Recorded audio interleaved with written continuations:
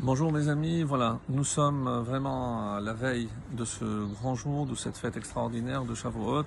Shavuot, comme vous le savez, on l'a déjà expliqué, c'est pas simplement les semaines, parce qu'on a compté cette semaine pour se préparer à ce grand événement, mais aussi Shavuot parce que ce sont des promesses que nous avons faites au Boré Olam, au Maître du monde, à savoir que nous allions être fidèles et que nous allions surtout transmettre. Parce que si il est vrai qu'il y a une obligation de Talmud Torah, d'étudier la Torah, mais il y a aussi une obligation extraordinaire, celle de transmettre. Transmettre d'abord à notre cercle le plus proche, c'est-à-dire à nos propres enfants, et aussi à toutes les personnes que nous fréquentons. Et évidemment qu'il ne s'agit pas que chacun puisse faire un cours à son niveau, mais peut-être par son exemple. Et c'est pour ça que ce matin, j'ai choisi un texte, le texte qui introduit les Aseret Adiberot. Comme vous le savez, donc il y a un passage où déjà Hachem transmet à Moshe tout ce qu'il faut dire au peuple juif. Et une fois que Moshe aura présenté cette requête, le peuple s'exprimera avec la fameuse expression Naaseh. Nous sommes prêts à agir en faveur d'Akadosh Baruch Hu. Alors qu'est-ce que Hachem lui dit? Donc Atem Reitem, c'est comme ça que commence ce passage. Vous avez vu ce que j'ai fait à l'Égypte. Pourquoi? Parce que Akadosh Baruch Hu peut abaisser ceux qui se prennent pour des grands, pour des tyrans. Et Akadosh Baruch Hu peut faire baisser justement ceux qui se prennent pour des grands. Parce que ils étaient des tyrans. Après, je vous ai porté, vous qui étiez humbles, vous les esclaves, il faut savoir que pour pouvoir atteindre Dieu, il faut l'aide d'Akadosh Baruch Hu. C'est pour ça qu'il nous a portés. Autrement dit, on n'aurait pas pu y parvenir tout seul. Je vous ai amené vers moi et on se pose la question, est-ce qu'il existe un but plus noble que celui de se rapprocher de son Créateur? Et désormais, je vous ai amené vers moi pour que vous compreniez que maintenant, je compte sur vous, des descendants de Abraham, Yitzhak et Yaakov, pour faire régner dans le monde la vérité et la bonté, le chesed et émet. Si vous écoutez ma voix, parce que cette voix remplit le monde et depuis le Sinaï, elle ne s'est pas arrêtée, si vous gardez mon pacte, celui que j'avais déjà fait depuis la création, et surtout, vous serez pour moi, pour Akadosh Baruch Hu, et un trésor parmi les peuples. Et c'est grâce à vous que je prendrai en pitié toute l'humanité et que l'humanité peut être sauvée. Parce que, à partir de maintenant, je ne pourrai plus détruire le monde, ma création, vu que vous accomplissez ma volonté.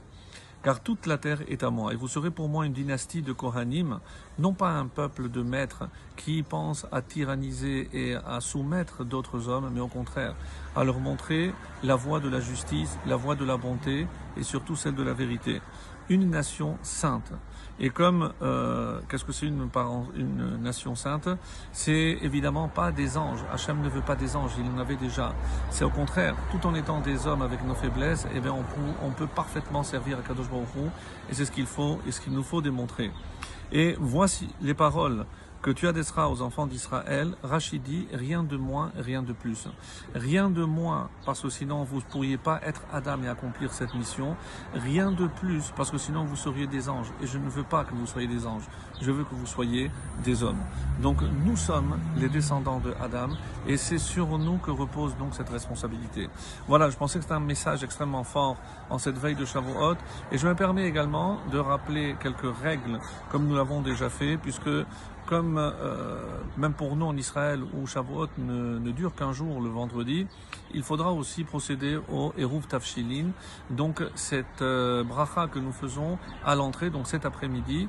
On a l'habitude de prendre une challah, un morceau de pain, et un aliment qui peut tenir, puisque la coutume veut que ces deux plats soient consommés à la Souda Shelishit. On a l'habitude de prendre un pain et un œuf, ou un morceau de poisson, qui seront consommés à la Souda Shelishit. Et grâce à cette bracha, eh ben, ça permettra de préparer tout le nécessaire du vendredi pour le Shabbat, que ce soit pour Shabbat lui-même ou considéré comme le deuxième Yom Tov. Concernant le plat lacté, nous avions déjà parlé, comme nous venons de naître, comme on l'a dit, et bien quelque part, comme des enfants, et ben on va se nourrir de lait. Et quand est-ce qu'on va renaître? Et ben une fois qu'on aura consacré, comme le Harizal dit, celui qui consacre cette nuit à étudier, et ben il lui est garanti qu'il ne lui arrivera rien de mal pendant l'année.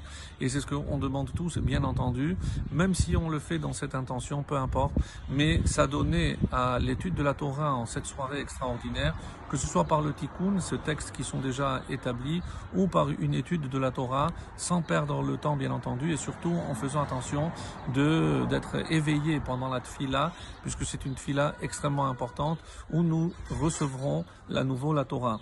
En rentrant chez soi, on fait le kiddush et à ce moment-là, on pourra, comme nos ancêtres, manger des plats lactés. Sans oublier qu'il faudra que chaque repas, évidemment, contienne de la viande. En simcha ela bebassar yayin. La vraie joie, c'est évidemment à travers la viande et le vin. Et une dernière chose également importante, la vraie joie, c'est lorsqu'on partage cette bonté. Ma'an irachum vechanun, comme Hachem a toujours agi avec bonté avec nous. Eh ben, il faut penser à ceux qui sont seuls, à ceux qui sont démunis, et c'est véritablement leur apporter ce chesed, faire preuve de cette bonté extraordinaire. Et lorsque nous, on sera capable de donner, Hachem nous donnera et nous permettra de regagner ces maisons, les maisons d'études, les maisons de tefila. Amen. Chag Sameach et Shabbat Shalom.